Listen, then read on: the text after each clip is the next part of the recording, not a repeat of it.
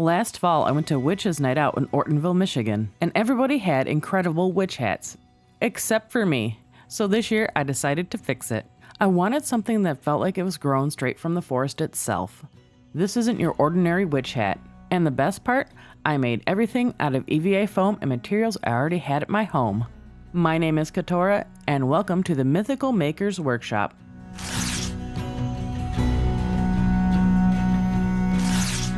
Before I started building, I sketched out the design I had in my mind. I wanted my hat to feel like it was a part of the forest, grown from bark, dotted with mushrooms, a little bit of moss here and there, and to finish everything off with an acorn lantern.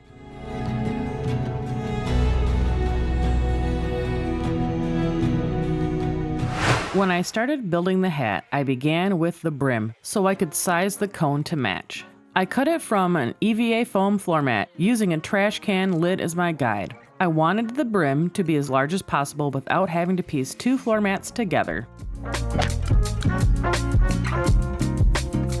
When cutting the opening for your head, measure carefully. It's always better to start smaller since you can always trim away more foam, and it is much harder to add it back once it's gone. For the cone, I used 3mm craft foam.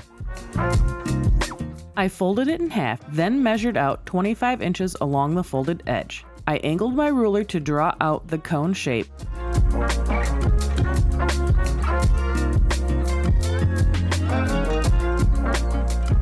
When cutting it, make sure you're not cutting along the folded edge.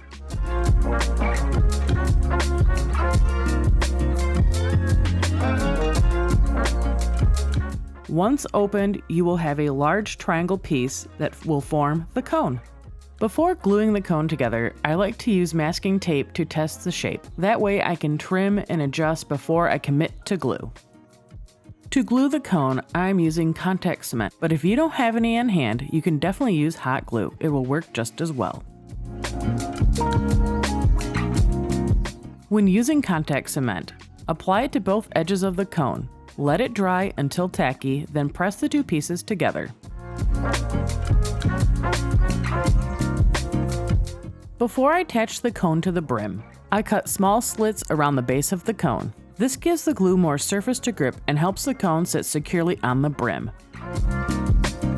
Because the floor mats usually have one textured side and one smooth side, I placed the textured side up since it'll be covered up with bark later. This will keep the underside of the brim nice and clean.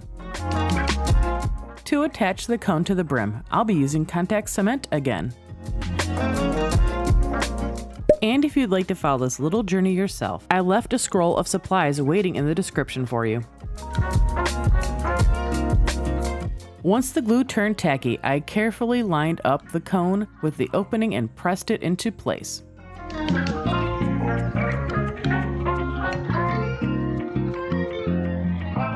Now that the base of the hat is complete, I reinforced the cone with wire to help support the acorn lantern later. I'm only showing one wire here, but I actually added 2 more wires for a total of 3, to give the hat both the stability it needs to hold the lantern and help hold its whimsical shape. Before adding the bark, I sculpted the cone into its twisted old tree shape.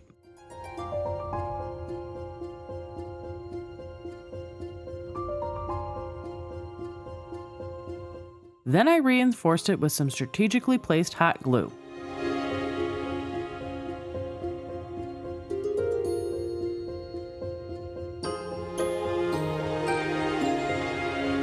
Next, I worked around the brim to break up the semi-perfect circle and to give it more of a natural woodland look.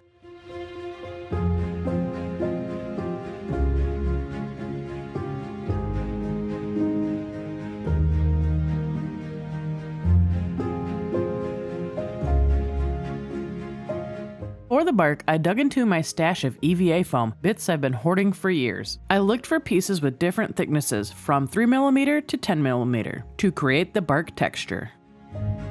A project like this is a perfect way to use up what you have on hand. It encourages creativity, helps reduce waste, and lets you turn leftover materials into something mythical.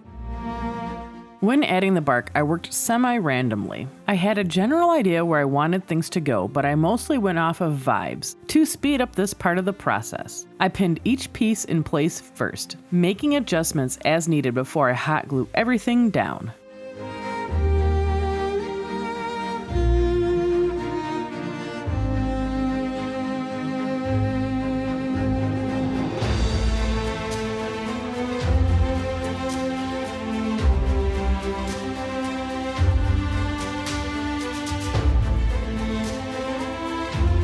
To help make the hat look like it is one cohesive piece, I used a rotary tool to sand down the edges. I did not capture this on camera, but after sanding I used a heat gun on the hat. This removed any hot glue strings and gave the foam a smooth, non-porous surface that is perfect for painting. To create the faux wood grain on the bark, I used a wood burning tool to carve the lines and textures. I love this method because it gives the foam an organic, natural look that really brings the bark to life. With that being said, it's important to mention that wood-burning EVA foam can be very toxic. Even though I am working outdoors, I'm also wearing the proper PPE to stay safe.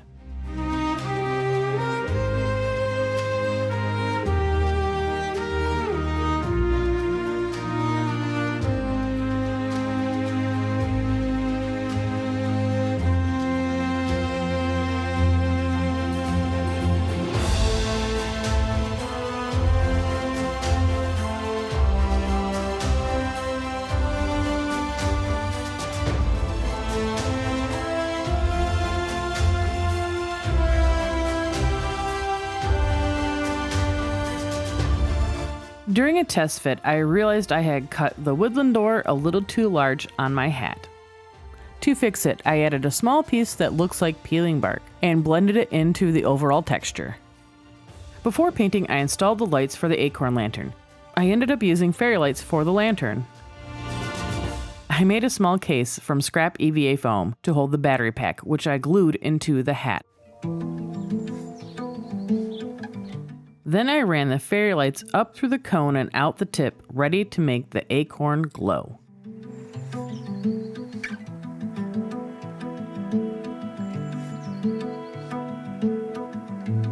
To keep the lights from twisting at the tip, I used the bendy sections from 2 straws. This hopefully will help prevent tangling and make it easier to replace the lights later if needed. If you are playing along at home, you could easily use a small puck light instead. But for this project, I'm sticking to fairy lights because that's what I already have on hand.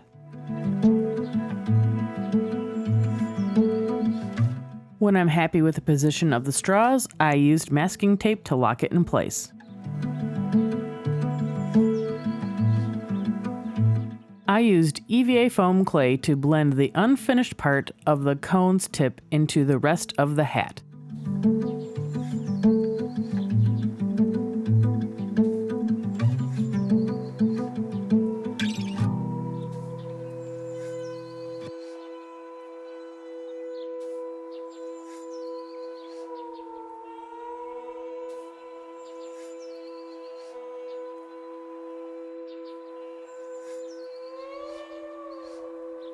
With the base of the hat complete, I started painting by priming it with 3 coats of Plasty dip. Using a primer like this on EVA foam helps the acrylic bond better and gives it a smoother finish. Once the primer was dry, I started with a coat of yellow ochre. I didn't push the paint into every crack. I wanted the black primer to show through. It's similar to dry brushing, but I kept the paint thick on the brush instead of wiping most of it off. After the yellow ochre was dry, I repeated the same process with burnt sienna.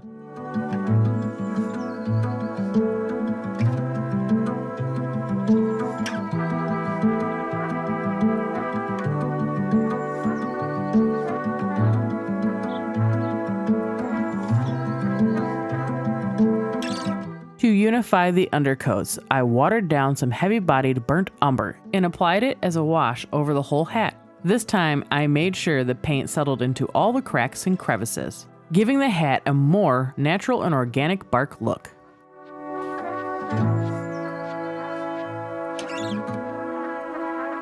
Here is a great example of before and after the wash. The wash really does pull the whole hat together nicely. For a little bit of whimsy, I added some brass paint.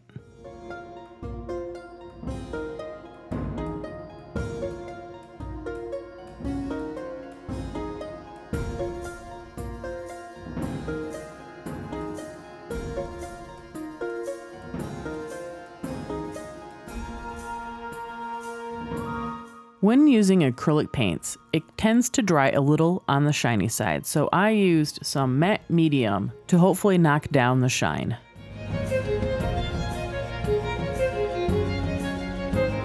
With the witch's hat complete, our next task feels like a page out of a fairy tale, taking a simple acorn and transforming it into a glowing lantern, the kind you would carry with you while wandering through an enchanted forest. Now, I am no mage, but I do know my way around some craft foam. To build a larger acorn, I started out by making a pattern. I shaped the tinfoil into the size and form I wanted for my acorn. Then wrapped it in plastic wrap.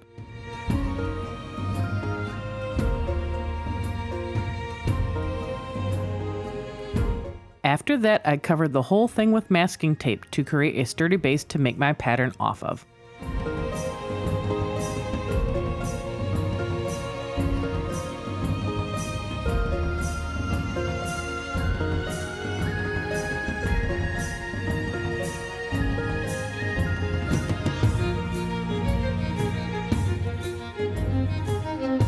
Using a marker, I divided the acorn into 4 sections. These lines became the guide for the first cuts of the pattern. I kept dividing them into smaller sections until each of them laid flat on the table.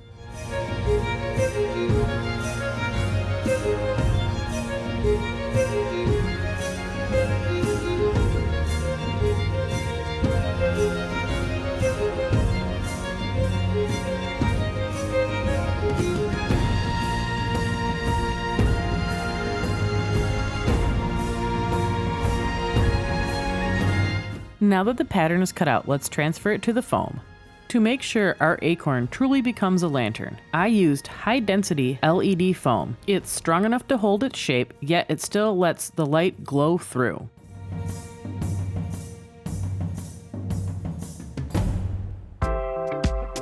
After cutting out the pattern on the LED foam, I cleaned up the edges with some scissors.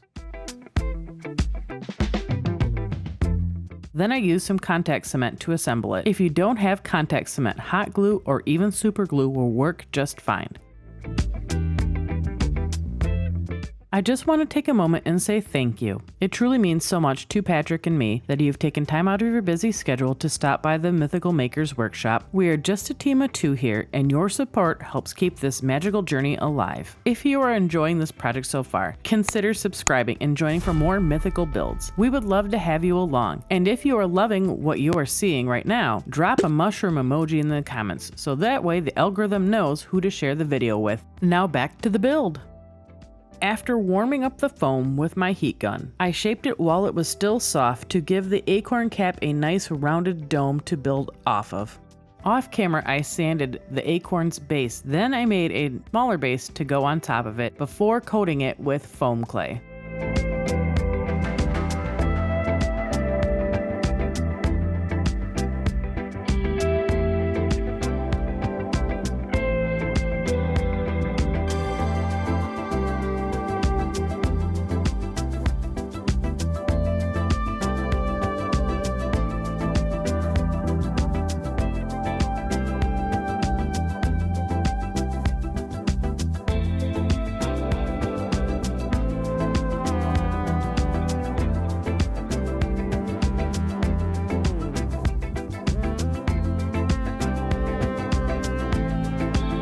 After I'm happy with the acorn cap's shape, it's time to give it its iconic texture.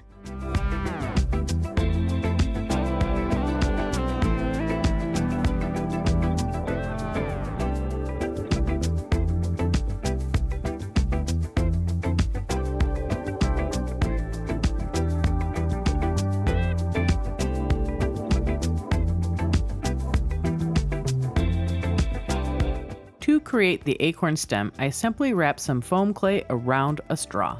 This also makes it easier to thread the lights through later.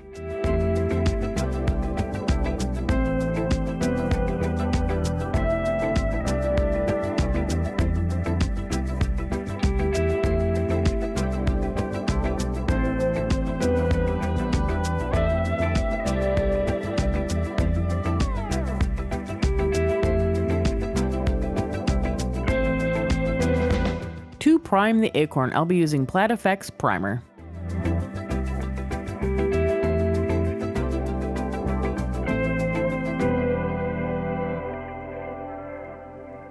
For the paint job of the cap, I kept it pretty simple. I primed it, did a layer of yellow ochre, and then a layer of brown.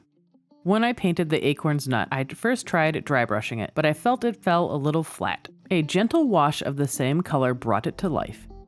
And just like that, our little acorn lantern is ready to light the way through our enchanted forest.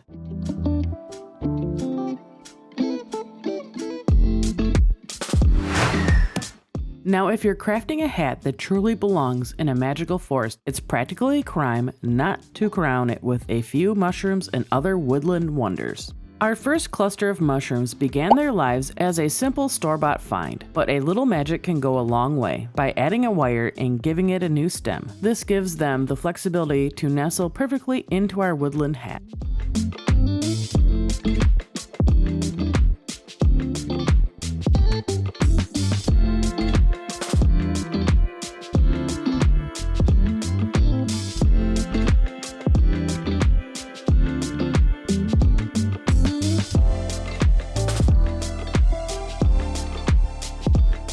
For the second group of mushrooms, I set out to create a cluster of shelf mushrooms that could cascade down the cone of the hat and tuck neatly into one of the woodland nooks I carved out earlier. To get the basic shape of my fungi, I used a heavy gauged wire, then covered it with foam clay. These were a joy to make, since these mushrooms are such a loose and organic shape. They don't demand perfect details, which makes this wonderfully simple to bring to life.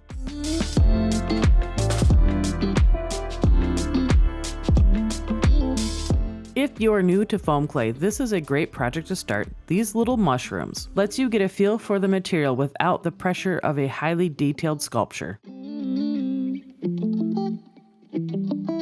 Painting the shelf mushrooms I kept simple and straightforward. I just used a reference I found on the internet.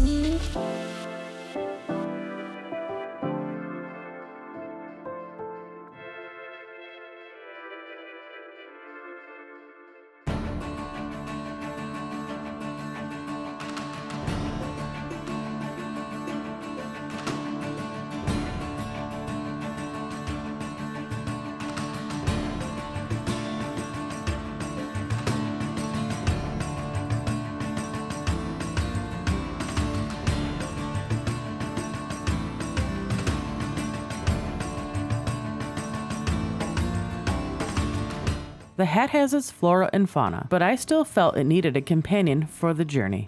So I began a simple wire armature, a skeleton of a woodland friend that will soon join the adventure.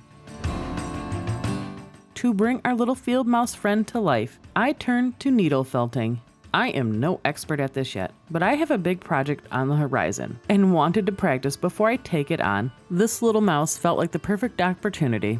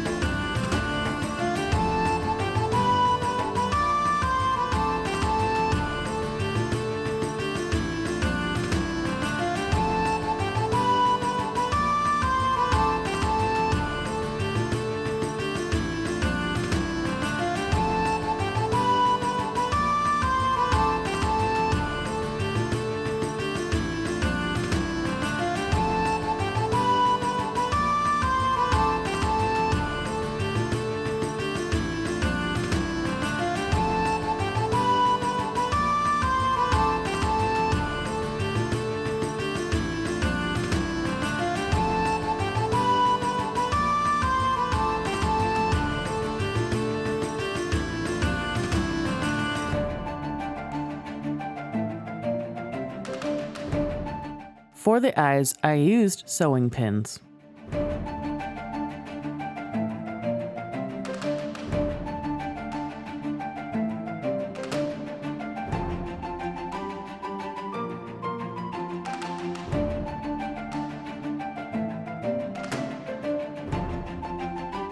I sculpted the nose out of Sculpey.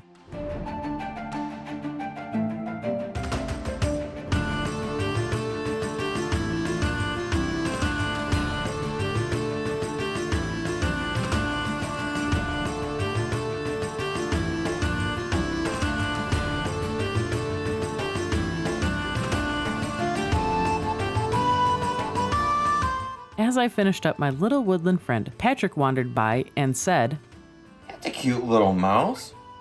You know, that kind of reminds me of Nicodemus." And in that moment, it all clicked. This was no ordinary field mouse. This was Mrs. Frisbee. Or Mrs. Brisby if you've watched the movie.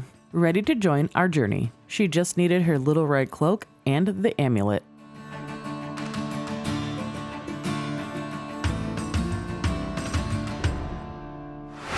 Now we've arrived at our final chapter of our hat making adventure.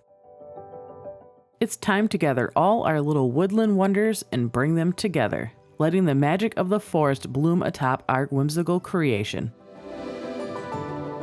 To help the fairy lights reflect better, I added some tinfoil inside the cap. I used ribbon to help hide the connection point between the acorn lantern and the hat.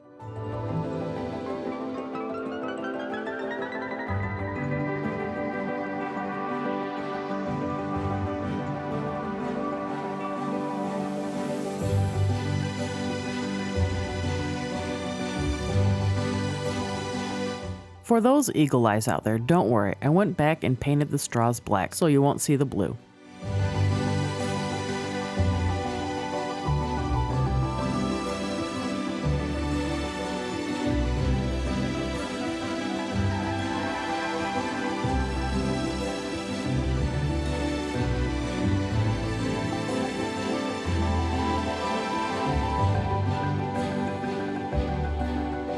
As I added decorations to the hat, I didn't follow a strict pattern. I just made sure everything was balanced so there was something delightful to see from every angle.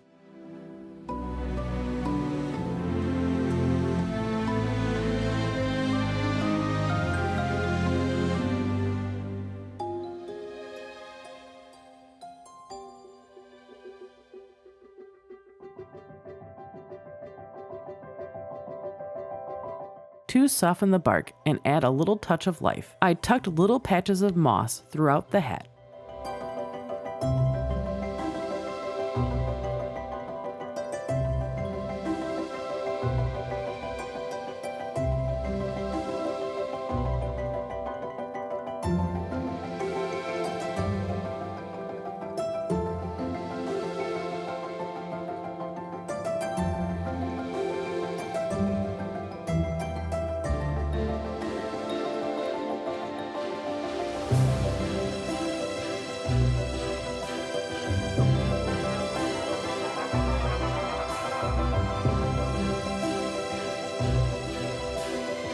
And so our whimsical creation is coming to life.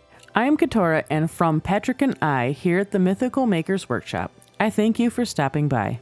If you enjoyed this adventure, and don't forget to subscribe so you can be a part of many more mythical projects. Now let's check out the final results. So I thought I was done. I even started editing this video. Something was bugging me and I couldn't figure out what it was. Although I am very happy how the hat turned out, I felt it was missing something. And that something was more mushrooms. Off camera, I made a few more mushrooms to help fill out the hat. And don't worry, I'm not going to make you watch me attach them. We'll just use a little editing magic to make that happen. And now on to the final reveal, for real this time.